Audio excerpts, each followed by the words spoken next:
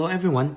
This video will explain how the distance formula is derived. Distance formula is the formula that we use to determine the distance between 2 points. So let's say, for example, we have right here, this is P1. So I'm going to label this as P1 or point 1. And let's say this one right here is P2. I'm going to label this as P2. That represents point 2.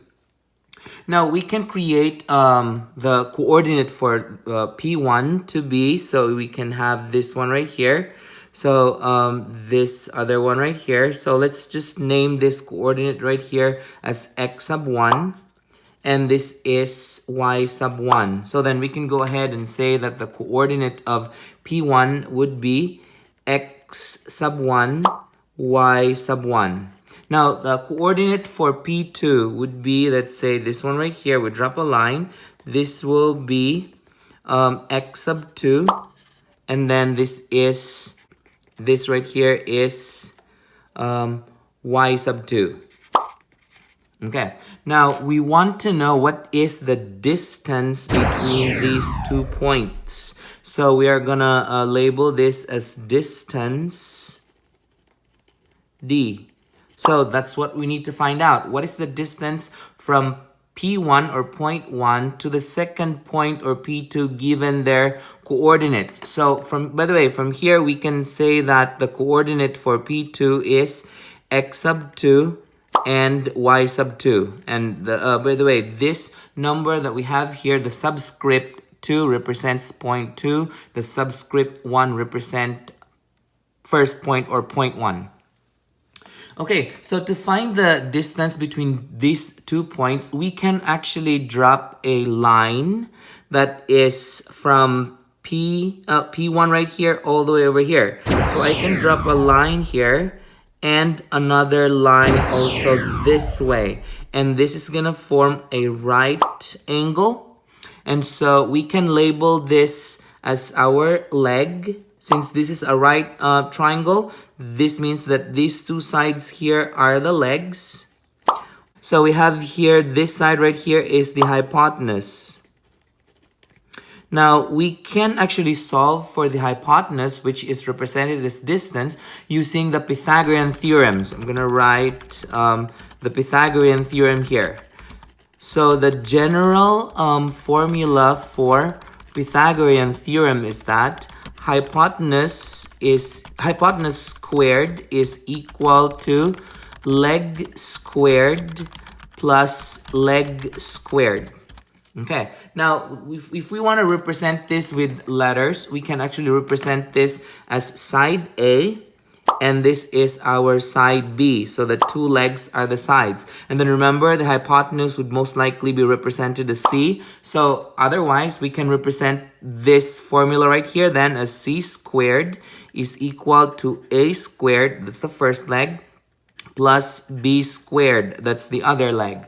Now let's determine what is the, how can we represent these 2 legs here? So if we want to know the distance between these 2 points right here, by the way, this other point that we can have here, this corner where the right angle is, the coordinate for this would be x sub 2 and y sub 1. So I got it from here, that's the point. So x sub 2 and then y sub 1. So I'm going to write y sub 1. So that's the coordinate for this third point right here, which is on the with the right angle.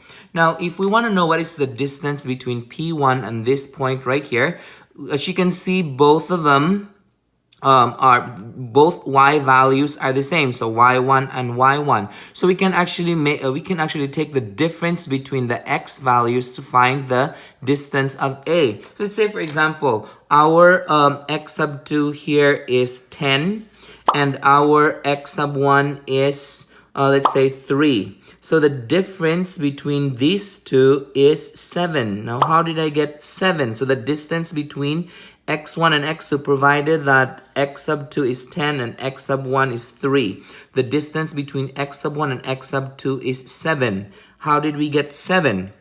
That's actually x sub 2 minus x sub 1. So that means this A can be represented as x sub 2 minus x sub 1.